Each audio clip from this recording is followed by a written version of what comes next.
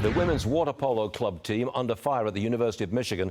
They're reportedly preparing to compete in the national championships with a 31-year-old transgender athlete on their roster. Riley Gaines joins me now. Riley, let me get this straight.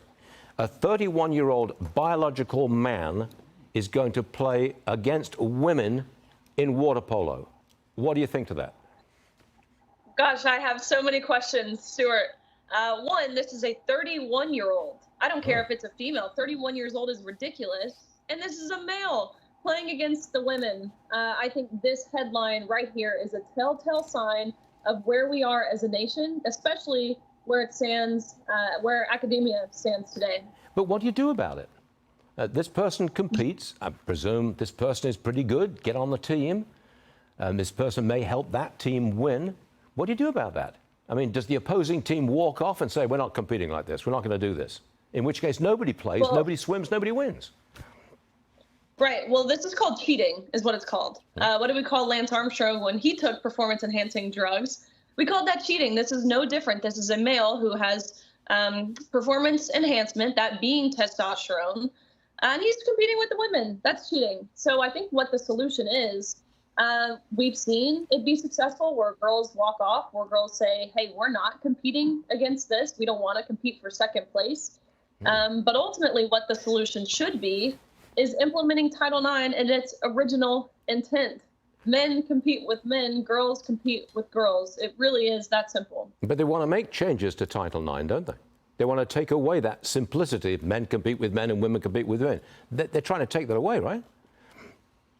They have taken it away. That is something that this administration that's in the White House right now has actively been working on since June of 2022.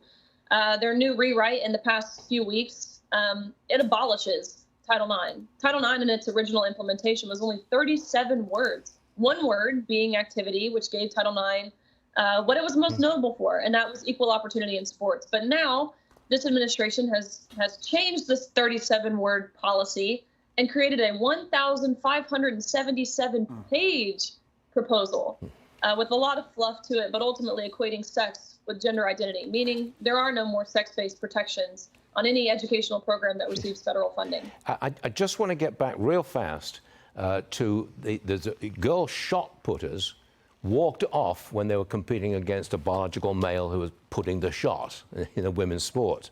And you're suggesting that maybe these swimmers in water polo walk away and not compete with the biological male in women's sports. Nobody wins like that, do they? And all these youngsters, they've trained, they've practiced hard, they don't get to play.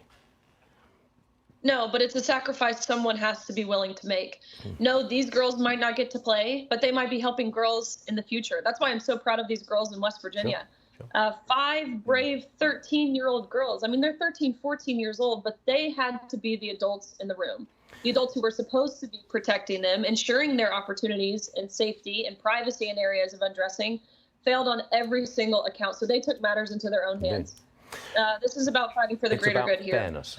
It's basically about fairness. And Riley Gaines, you're leading the charge for that, and we appreciate it.